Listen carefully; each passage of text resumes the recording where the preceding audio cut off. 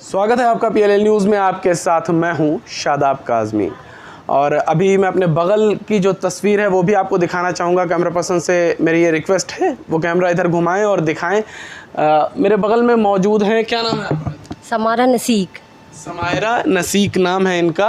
और नीट का कल परिणाम आया है, रिज़ल्ट आया है, उसमें जो क्वालिफायर्स हैं उसमें इनका नाम आ चुका है। और मऊ के कई सारे ऐसे लड़के हैं, मुझे लगता है लगभग 12-13 ऐसे लड़के और लड़कियां हैं जिनके बारे में मुझे जानकारी मिली, जिन्होंने नीट क्वालिफाई कर लिया। सभी को PLL न्यूज़ की तरफ से, मेरी तरफ से बहुत बधाई और शुभकामनाएं।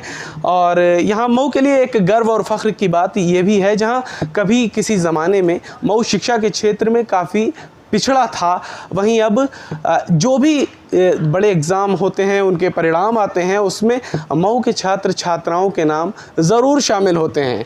तो अब हम बातचीत के सिलसिले की शुरुआत करेंगे। सबसे पहले आप अपना पूरा परिचय दे दें। मेरा नाम समायरा नसीक है।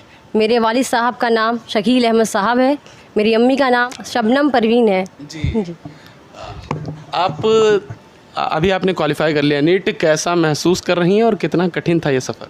बहुत ज़्यादा खुशी हो रही है। अल्लाह का शुक्र है कि हो गया इस बार। उम्मीद तो थोड़ा लग रही थी पहले से कि हो जाएगा, लेकिन रैंक का था कि रैंक पता नहीं कैसी आएगी, क्या होगा, लेकिन अल्लाह का शुक्र है हो गया। बहुत खुशी हो रही है।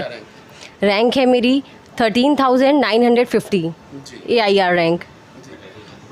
अच्छा, शुरुआती सफ़र से आप बताएं, जो आपकी प्राथमिक शिक्षा है वो आपने कहाँ से हासिल की, उसके बाद कैसे यहाँ तक का सफ़र कैसे रहा, पूरा विस्तार से बताएं। शुरुआत तो मैंने नर्सरी से लेकर के 10th तक मऊ मॉडर्न स्कूल से किया है। उसके बाद 11th-12th मैंने SRD सीनियर सेकेंडरी स्कूल से किया है। फिर उसके बाद मैं ग्रेजुएशन करती रही। उसके साथ साथ मैंने तैयारी, हाँ, मऊ से ही ग्रेजुएशन भी हुआ है, पूर्वांचल यूनिवर्सिटी जौनपुर। और साथ में मैं नीट की प्रिपरेशन भी करती रही 3 साल। हाँ, कानपुर की जो कोचिंग ज्वाइन की थी, न्यू लाइट और ओमेगा, जिसमें पूर्वाल सर का बहुत बड़ा सपोर्ट रहा है मेरी केमिस्ट्री को स्पेशली आगे बढ़ाने में। और फिर उसके बाद मैं चली गई कोटा लॉकडाउन वाले साल। तो उस टाइम बहुत ज़्यादा जो है लॉकडाउन, मेरे मार्क्स बहुत अच्छे आने लगे थे। फिर अचानक से लॉकडाउन लग गया, मुझे घर आना पड़ गया। तो काफ़ी घर पे आने के बाद रिलेशन वाले आ जाते हैं या फिर कोई भी इस तरह की परेशानी, और माहौल नहीं मिल पाया पढ़ने का। तो फिर मैं घर पे वैसी पढ़ाई नहीं हो पाई। उस साल मेरा सिलेक्शन नहीं हो पाया। फिर उसके बाद फिर मैंने एक बार और डिसाइड किया कि एक बार और कोचिंग करते हैं। फिर मैं कानपुर गई तैयारी करने के लिए, फिर उस बार भी नहीं हो पाया। फिर मैंने एडमिशन ले लिया BUMS में। फिर मैं BUMS कंटिन्यू कर ली। लेकिन जब फिर मैं वहाँ पे गई तो वहाँ मेरे सारे सीनियर्स मिले मुझे, वो बहुत सपोर्टिव थे। उन्होंने मुझे, मेरी जब रैंक देखी वहाँ पे, तो उन्होंने मुझे सपोर्ट किया, गाइड किया कि आप और आगे अच्छा कर सकती हैं। तो फिर मैंने एक बार और डिसाइड किया। फिर अब्बू से बात की कि अब्बू क्या करना है आगे, एक बार और कर लें कोशिश। हार तो नहीं मानना था, क्योंकि ड्रीम तो यही था कि करना तो MBBS ही है। फिर उसके बाद अब्बू से बात की, अब्बू ने कहा ठीक है जैसा तुम्हें सही लगे। फिर उसके बाद गई और अल्हम्दुलिल्लाह इस बार मेरे मार्क्स आ गए हैं 630 नंबर। और अब मैं इस बार माशाल्लाह कॉलेज में जा रही हूँ। क्योंकि आप मऊ से ही हैं और मैं भी मऊ से हूँ, तो आपके भाई जो हैं उनसे मेरी मुलाकात हुई और उनको बड़ा कॉन्फिडेंस था कि जो है आपका क्वालिफाई कर लेंगी इस बार। बिल्कुल, सबका बहुत, अम्मी अब्बू माशाल्लाह बहुत लोग दुआ किए हैं, नानी का, खाला का, सारे लोग बहुत दुआ किए हैं। सबका सपोर्ट रहा है कि हो जाएगा, तुम लगी रहो, हिम्मत मत हारो। अच्छा, माता पिता सहित सबका आपने नाम भी गिनाया कि सबका काफ़ी सपोर्ट रहा है। जबकि आप मऊ जैसे एक शहर से आती हैं, बहुत बड़ा शहर नहीं है, तो छोटे शहरों में देखा जाता है जो लड़कियां होती हैं ख़ासकर, उनकी तालीम पे बहुत फोकस नहीं होता है। और मऊ की भी अगर माजी की बात करें, पिछले इतिहास की बात करें, तो पढ़ाई के क्षेत्र में बहुत आगे नहीं रहा है। ऐसे में आपको एक लड़की होते हुए, महिला होते हुए, कोई फुल सपोर्ट मिला मतलब फैमिली से? बिल्कुल, एकदम हर रास्ते पे जहाँ पे मैं इमोशनली वीक पड़ी, वहाँ मेरे पेरेंट्स ने सपोर्ट किया। कभी कभी मार्क्स मेरे अच्छे नहीं आते थे, तो कभी कोई डीमोटिवेशन नहीं कि कोई बात नहीं बेटा हो जाएगा, बस मेहनत करो, इंशाल्लाह कामयाबी मिलेगी। अल्हम्दुलिल्लाह कभी किसी चीज़ की दिक्कत नहीं हुई। अच्छा, तो ये जो आपकी खुद की रुचि थी डॉक्टर बनना है या फैमिली का? खुद की भी थी और स्पेशली अब्बू की बहुत थी। अब्बू का भी सपना था और मेरा तो था ही कि मुझे डॉक्टर बनना है। मतलब इतनी शिद्दत से आपने डॉक्टर बनने की कोशिश की है कि पूरी फैमिली ने बनाने की जो है वो तैयारी कर ली? बिल्कुल बिल्कुल। अच्छा, आपके भाई मौजूद हैं, उनसे भी मैं बात करना चाहूँगा। आप इधर आ जाए। सबसे पहले आपको बहुत शुभकामनाएं। आपका कॉन्फिडेंस मैंने पहले ही देखा था, आपने कहा था कि जो है बहन पे बहुत भरोसा था आपको कि वो क्वालिफाई कर लेंगी। कैसे था ये भरोसा, वजह क्या थी, पूरी स्टोरी आप बताएं। आपने ऑफ कैमरा भी बहुत बातें हुई अभी मुझसे, तो वो सारी बातें बताएं। पहले तो बहुत बहुत शुक्रिया आपका यहाँ पे हम लोग को आके मुबारकबाद देने का। तो जहाँ तक बात है इतना कॉन्फिडेंस की, तो 2019 में लॉकडाउन लगने से पहले हम लोग दोनों भाई बहन कोटा में ही प्रिपरेशन करते थे। बाजी नीट की करती थी और हम इंजीनियरिंग की करते थे। तो उस टाइम मतलब मेरा जितना डेडिकेशन होता था उससे 10 गुना ज़्यादा डेडिकेशन हम बाजी को देते थे। मतलब हम फिर भी इतना प्रेशराइज, इतना टेंशन होकर नहीं पढ़ते थे। बस ये होता था कि हाँ मेहनत करना है, इंशाल्लाह सिलेक्शन हो जाएगा। लेकिन बाजी एकदम ज़िद पे लगी थी कि हमको करना ही करना है। तो कॉन्फिडेंस तो उसी साल था कि इंशाल्लाह इसी बार इनका हो जाएगा। लेकिन लॉकडाउन लगने की वजह से सारी चीज़ें डिस्टर्ब हो गई, घर आके पूरी पढ़ाई ब्रेक लग गई। तो उस टाइम कुछ नंबर से इनका मतलब 3-4 क्वेश्चन की वजह से इनका एडमिशन रुक गया। तो उस टाइम थोड़ा सा बुरा फील हुआ था अपने से ज़्यादा बाजी के लिए, क्योंकि ये ज़्यादा मेहनत करती थी। तो 2019 में मेरा तो सिलेक्शन हो गया। आप किस चीज़ में सिलेक्शन हुआ, क्या आपने ये भी बताते थे? मैं 2019 में ही MET एग्ज़ाम दिया था, तो उसमें मेरा सिलेक्शन हो गया है government engineering college Madan Mohan Malviya university of technology Gorakhpur में। ये 1962 का एक गवर्नमेंट कॉलेज है, बहुत अच्छा गोरखपुर में। तो यहाँ से मैं इलेक्ट्रॉनिक्स एंड कम्युनिकेशन में बीटेक कर रहा हूँ और अभी मैं फाइनल ईयर स्टूडेंट हूँ। तो बाजी का जो टाइम लग गया वो उसी की वजह से, लॉकडाउन में जो मार्क्स गिरे उसके बाद से एक आध दो बार और ट्राई करी तो नंबर वही सैचुरेट रहा।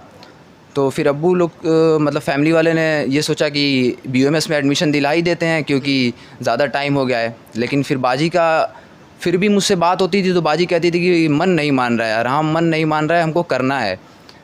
तो फिर इनके कॉलेज के जो प्रोफेसर और सीनियर स्टूडेंट्स हैं इनका मार्क्स देख के बार बार इनसे बोलते थे कि तुम कर सकती हो, एक बार और ट्राई करो। तो फिर हम लोग ने म्यूचुअल डिसीजन लिया कि इस बार एक बार और लास्ट ट्राई करते हैं और पूरी जी जान लगा के करते हैं। तो फिर जब बाजी एग्ज़ाम दे के आई तो पहले मुझसे ही बात हुई, तो कह रही है कि इस बार इंशाल्लाह हो ही जाएगा। तो वहीं से कॉन्फिडेंस आया कि इतना कि क्योंकि अपने आँख से देखे थे सारी चीज़ें। तो पूरा भरोसा था? पूरा भरोसा था एकदम 100%। अच्छा, आपके पिता भी यहाँ पे मौजूद हैं, उनके पास मैं खुद चलूँगा और उनसे बात करूँगा। सबसे पहले बहुत शुभकामनाएं और बधाई आपको, आपकी पुत्री ने जो है इतनी बड़ी सफलता हासिल की है। बहुत बहुत शुक्रिया PLL न्यूज़ को। जी, बताएं क्या कैसा महसूस कर रहे हैं? सबसे पहले आप बताएं, आप क्या करते हैं? Obviously great, I am the teacher, I am नहीं बात करें व्यूअर्स के लिए आसानी होगी। मैं एक CBSE स्कूल का प्रधानाचार्य हूँ, प्रिंसिपल हूँ। मैं एक CBSE स्कूल का प्रधानाचार्य हूँ और बचपन से मेरा बच्चों का सिर्फ एक ही सपना रहा है कि मुझे जीवन में इनको द बेस्ट एजुकेशन देना है, वो ज़्यादा बेहतर रहेगा। क्योंकि अल्लामा इकबाल ने कहा है कि आज तक उस कौम की हालत नहीं बदली, न हो फिक्र जिसे खुद अपनी हालत बदलने का। तो अगर समाज को बदलना है तो सबसे पहले अपने बच्चों को पढ़ाना होगा। जितनी बेहतर हम शिक्षा देंगे, आने वाला हमारा भविष्य उतना बेहतर होगा। और आपके जो और बच्चे हैं, जैसे एक आपके जो पुत्र हैं उनसे हमारी बात हुई, हाँ, इसके अलावा और आपकी पुत्री है, उन्होंने नीट क्वालिफाई कर लिया है। हाँ, इसके अलावा हमारी 2 और बच्चियाँ और हैं जिसमें एक ने इस बार SRD सीनियर सेकेंडरी स्कूल से इंटर का एग्जामिनेशन दिया है, CUET की तैयारी करे, और छोटी एक बच्ची है जो स्कॉलर पब्लिक स्कूल में पढ़ रही है, लेकिन उसका सपना है she want to be IAS officer. वो IAS ऑफिसर बनना चाहती है। तो इनके ट्रैक से हट करके उसका एक अलग डिसीजन है। मुस्लिम समाज में ऐसा संभव तो नहीं है, लेकिन जब हम उसका ग्रेट डिटर्मिनेशन देखते हैं तो हम ये कहते हैं कि चलो ठीक है, तुम जिस फील्ड में जाना चाहती हो, जिसमें तुम्हारी इच्छा है उसमें जाओ, वो तुम करो, यही तुम्हारे लिए। क्योंकि बच्चों की जिस फील्ड में रुचि है आप पूरा सपोर्ट, चूँकि हम चूँकि एक बाई प्रोफेशन एक टीचर हैं तो हम लोगों की काउंसलिंग करते हैं। तो ये एक ज़रूरी चीज़ है। मऊ में हम लोगों ने देखा है कि लोग बच्चों को ज़बरदस्ती किसी फील्ड में थोप देते हैं, तो क्या होता है कि आगे जा कर के वो किसी ऐसे दोराहे पे खड़ा हो जाता है जहाँ से उसका किसी भी पर्टिकुलर फील्ड में जाना संभव नहीं हो पाता। तो शुरू से ही बच्चे का अगर मूड है कि हमको यही करना है, टू डू, बस यही करना है, तो वही कराइए, तो आपको रिजल्ट ओरिएंट होगा, अन्यथा रिजल्ट ओरिएंट नहीं होगा। फिर बाद में ये होगा कि आकर के ट्रेडिशनल बिजनेस में लूम चलाइए या दूसरे काम कीजिए, दूसरा कुछ मिलेगा नहीं आपको। तो आपने अपनी बच्ची को भी पूरा सपोर्ट किया और पढ़ाया। हाँ। जिस समाज से आप आते हैं, जिस शहर से आप आते हैं, ऐसे में किसी कठिनाई का सामना करना पड़ा? नहीं, रिश्तेदार के लोग थे? देखिए, घर रिश्तेदार और समाज का काम है। तमाम लोग कहते थे, मैं एक बार स्कॉलर पब्लिक स्कूल में एडमिशन कराने गया था, तो वैस भाई से मेरी बात हुई बच्चे का एडमिशन कराने। तो उन्होंने पूछा कि शकील और बच्चे क्या करते हैं? तो मैंने बताया कि सर मेरी एक बच्ची मेडिकल की तैयारी कर रही है। तो उन्होंने पूछा कितने साल हो गया? मैंने कहा अरे 5 से 6 साल हो गया। अरे शकील कुछ ज़्यादा नहीं हो गया? मैंने कहा देखिए, होता तभी है जब इंसान एक प्रॉपर वे में एक टारगेट बना करके अर्जुन के निशाने की तरह चिड़िए की आंख को देखते हुए चलता है, तभी मंजिल मिलती है। और अगर आप भटक गए, दोराहे पे खड़े हो गए, तो फिर वही हो गया द रोड नॉट टेकन वाली स्टोरी हो जाती है कि रास्ता जो मैंने नहीं अपनाया, आगे आकर के रोड डाइवर्जेंट हो जाता है, फिर आपको मंजिल नहीं मिलती और आप कहते हैं कि हमारी एजुकेशन बराबर नहीं हुई या क्या कमी रह गई। और जो दूसरे पेरेंट्स हैं उनके लिए आपका कुछ सुझाव? देखिए, मऊ के लिए तो मेरा एक स्पेशल सुझाव ये है कि मऊ के लोगों को अपने बच्चों को पढ़ाने पर सबसे ज़्यादा फोकस करना चाहिए, क्योंकि मंजिल मिलती है सब्र और पेशेंस रख करके अगर काम करें तो ज़रूर मिलेगी। रास्ता कठिन है लेकिन मंजिल नामुमकिन नहीं है। ज़्यादातर लोग फ्लॉप इसलिए हो जाते हैं कि उनको ये लगता है कि 15 लाख 20 लाख रुपया खर्च करके हम एक डॉक्टर और एक इंजीनियर बनाएंगे, तो उसमें जो टाइम लगता है वो हमारे लिए नाकाबिले बर्दाश्त है। तो वो क्या सोचते हैं कि 15-20 लाख रुपया लगा करके एक बढ़िया सा छोटा मोटा सा अच्छा सा बिजनेस करा दीजिए, जल्दी से अर्निंग हो जाएगी, लेकिन उसकी ड्यूराबिलिटी नहीं होती। आप देख लीजिए, मऊ में बहुत सारे टेक्सटाइल के दौर से आज के युग तक बहुत बड़ी बड़ी फर्में पैदा हुई, लेकिन उन्होंने अपने लिए, अपने परिवार के लिए, अपने बच्चों के लिए कुछ नहीं किया, तो आज वो गिनती से बाहर हैं, उनका कोई वजूद नहीं है, वो समाप्ति के कगार पर हैं। वरना उनके पास जो स्थिति थी, जितनी कैपेबिलिटी थी या जितना उनके पास धन था, वो अगर उसका इस्तेमाल करके अपने बच्चों को कुछ बना देते तो आज समाज की परिस्थिति कुछ और होती, इस देश का और इस शहर का हुलिया कुछ और होता। ठीक, बहुत धन्यवाद। तो आपने जैसा कि अभी इन्होंने बताया एक पेरेंट होने के नाते भी कि किस तरह से आपके लिए सब्र, पेशेंस और धैर्य ज़रूरी है, और इन सब के साथ सबसे ज़रूरी है आपका हौसला। और कहीं ना कहीं यही हौसला रहा इनकी सफलता के पीछे, जहां 2 अटेम्प्ट के बाद तीसरे अटेम्प्ट में आज इन्होंने नीट क्वालिफाई कर लिया है।